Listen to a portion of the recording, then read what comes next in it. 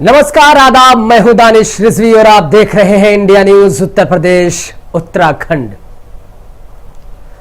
आज हम आपको राष्ट्रपति चुनाव के उम्मीदवार और उपराष्ट्रपति चुनाव के जातीय गणित के बारे में हम बताएंगे कि आखिर कैसे सियासी पार्टियां अपने वोट बैंक को साधने के लिए सारी चालें चल रही हैं।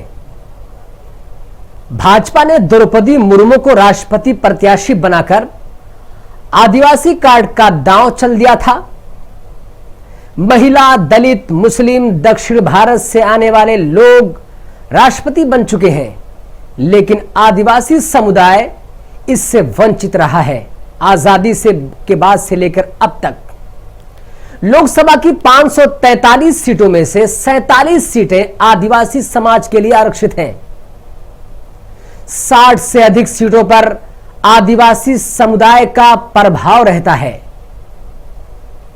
और देश के कई राज्यों में आदिवासी समुदाय की अच्छी खासी आबादी है।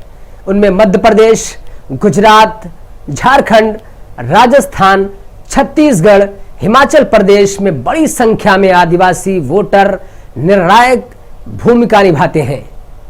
गुजरात, हिमाचल प्रदेश में इस साल के आखिर में विधानसभा चुनाव होने वाले हैं, जबकि राजस्थान, मध्य प्रदेश, छत्तीसगढ़ में 2023 में विधानसभा चुनाव होंगे। भाजपा ने राजस्थान के झुंझुनू जिले से आने वाले पश्चिम बंगाल के राज्यपाल जगदीप धनखड़ को उपराष्ट्रपति पद का प्रत्याशी बनाकर एक तीर से दो निशाने साधे हैं। पहला, देश की लगभग 44% आबादी यानी ओबीसी समुदाय में सियासी मैसेज देने की कोशिश की है।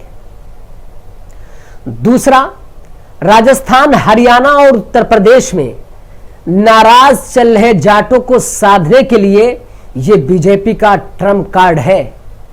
खासकर कृषि कानून के विरोध में जो किसान नाराज चल रहे थे, भाजपा के इस फैसले के बाद उनकी नाराजगी भी दूर हो जाएगी। केंद्र सरकार पर हमलावर मणिपुर के राज्यपाल सत्यपाल मलिक को भी एक तरीके से किनारे लगाने का एक बीजेपी का नायाब तरीका है। इससे पहले आदिवासी समाज को साधने के लिए भाजपा ने उड़ीसा की द्रौपदी मुर्मू को उम्मीदवार बनाया था। यह पूरा सियासी गणित 2022, 2023, 2024 में होने वाले विधानसभा और लोकसभा चुनाव को ध्यान में रखते हुए बीजेपी ने यह ट्रम्प कार्ड खेला है। जगदीप धनखड़ को चुनावी मैदान में उतारकर भाजपा को क्या फायदा मिलेगा, हम आपको बताएंगे कि आखिर जगदीप धनखड़ को उतारने के बाद आने वाले चुनाव में भाजपा को क्या फायदा मिलने वाला है।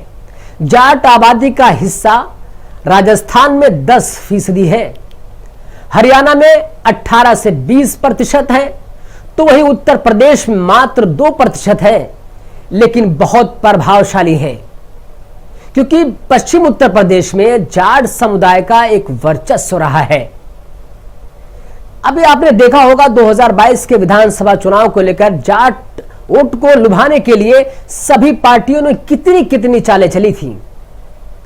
राजस्थान में 30 से 40 विधानसभा सीटों पर जाटों का दबदबा रहा है। राजस्थान में जाट कुल आबादी का करीब 10% है। इसमें बाड़मेर, जैसलमेर, जोधपुर, बीकानेर, गंगानगर, चूरू, सीकर, नागौर, हनुमानगढ़, जयपुर समेत कई जिलों में जाटों की सबसे ज्यादा संख्या है।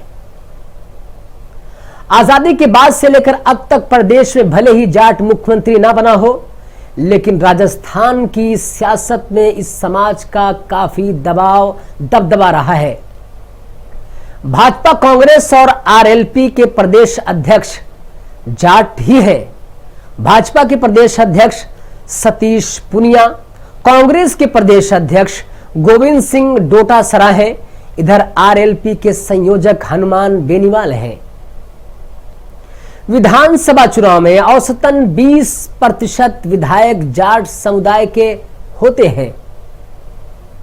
कुल 200 विधानसभा सीटें हैं, जिनमें से 30 से 40 विधानसभा सीटों पर जाट वोटरों का सीधा प्रभाव होता है और जहां पर जाट जाति के कैंडिडेट चुनाव जीतते आए हैं। 5 लोकसभा सीटों पर भी जाट वोट बैंक निर्णायक भूमिका अदा करता है। इसलिए इस लोकसभा क्षेत्रों से हमेशा जाट प्रत्याशी ही चुनाव जीतते आए हैं या फिर जाट वोट बैंक को अपनी तरफ खींचने वाला प्रत्याशी ही चुनाव जीत सका है। 2023 नवंबर और दिसंबर में विधानसभा का चुनाव होना है। ऐसे में भाजपा धनखड़ के जरिए सियासी लाभ और उठाने की पूरी कोशिश कर रही है।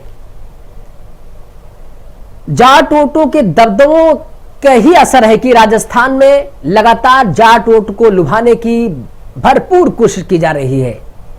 राजस्थान में जाट समुदाय के 40 विधायक हैं, हरियाणा में 25 विधायक हैं, तो उत्तर प्रदेश में 17 विधायक हैं। सत्यपाल मलिक को किनारे लगाने की यह एक अनोखी पहल है बीजेपी की। जाट नेता सत्यपाल मलिक, जो फिलहाल गवर्नर हैं, उन्होंने बीते करीब 2 साल से केंद्र की नरेंद्र मोदी सरकार के खिलाफ बगावत का झंडा उठा रखा है। फिर चाहे वो किसान आंदोलन हो या कोई और मुद्दा हो, किसान आंदोलन में वो खुलकर किसानों का पक्ष लेते नजर आए थे।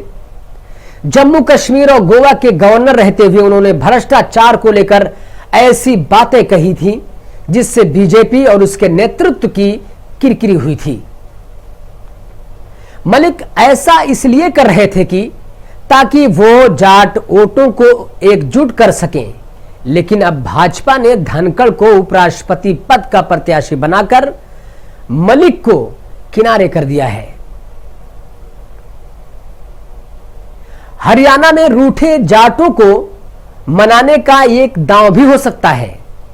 हरियाणा में जाट समाज की आबादी 18 से 20% है। यहां की विधानसभा और लोकसभा सीटों पर भी जाट समाज का सीधे तौर पर प्रभाव रहा है। कृषि कानून का राज्य के ज्यादातर जाट समाज विरोध कर रहे थे। इससे खासकर किसान नाराज भी थे। भाजपा को उम्मीद है कि धनखड़ को प्रत्याशी बनाए जाने से जाट समाज की नाराजगी शायद दूर हो जाएगी, जिसका फायदा आने वाले लोकसभा और विधानसभा चुनाव में भाजपा को मिलेगा। पश्चिमी उत्तर प्रदेश में पकड़ होगी और ज्यादा मजबूत। उत्तर प्रदेश में जाट समाज कुल आबादी का मात्र 2% है। किसानों और किसानी से जुड़ी ये 2% आबादी पश्चिमी उत्तर प्रदेश का सबसे प्रभावशाली समुदाय है। इसी साल विधानसभा चुनाव में इस समाज को साधने के लिए भाजपा ने पूरी ताकत लगा दी थी। इसका भाजपा को फायदा भी हुआ। अब धनखड़ के जरिए 2024 के लोकसभा चुनाव में भाजपा को और अधिक और ज्यादा लाभ मिलने की उम्मीद नजर आ रही है। ऐसे में सवाल यह है कि क्या विपक्ष एक बार फिर मुंह की खाएगा उपराष्ट्रपति चुनाव में भी? क्या विपक्ष उम्मीदवार के नाम पर खाना पूर्ति कर रहा है? क्या कांग्रेस मुख्य विपक्षी की भूमिका से बाहर हो चुकी है? क्या विपक्ष की भूमिका में शरद पवार और ममता बनर्जी का दबदबा कायम है? क्या 2024 का आम चुनाव मुख्य विपक्षी पार्टियों में कांग्रेस साइडलाइन रहेगी? ऐसे बहुत सारे सवाल हैं कि आखिर 2024 के चुनाव को लेकर विपक्ष की क्या भूमिका होगी और उस भूमिका के नेतृत्व कौन करेगा? कौन होगा सिपह सलार? कौन होगा कप्तान? राहुल गांधी बनेंगे? शरद पवार होंगे? कौन होगा? ये बहुत सारे सवाल उलझे हुए हैं जो विपक्ष को सुलझाना आसान नहीं है। कहने में तो विपक्ष एकजुट दिखाई देता है। उपराष्ट्रपति चुनाव को लेकर जिस तरीके से घोषणा की गई है, 17 पार्टियों ने घोषणा की है, उससे एकजुटता का एक संदेश तो देने में सफल है, लेकिन क्या जब वोट पड़ेगा तो वो एकजुटता दिखेगी? जिस तरीके से आज विपक्ष में बिखराव दिखा है, क्या उपराष्ट्रपति चुनाव को लेकर भी विपक्ष में बिखराव दिखेगा? ऐसे बहुत सारे सवाल हैं। फिलहाल हमारी वीडियो में इतना ही। अगर हमारी वीडियो आपको अच्छी लगी हो तो कमेंट कीजिए, लाइक कीजिए और अगर YouTube चैनल आप देख रहे हैं तो सब्सक्राइब भी कीजिए। नमस्कार, आदाब अर्ज़।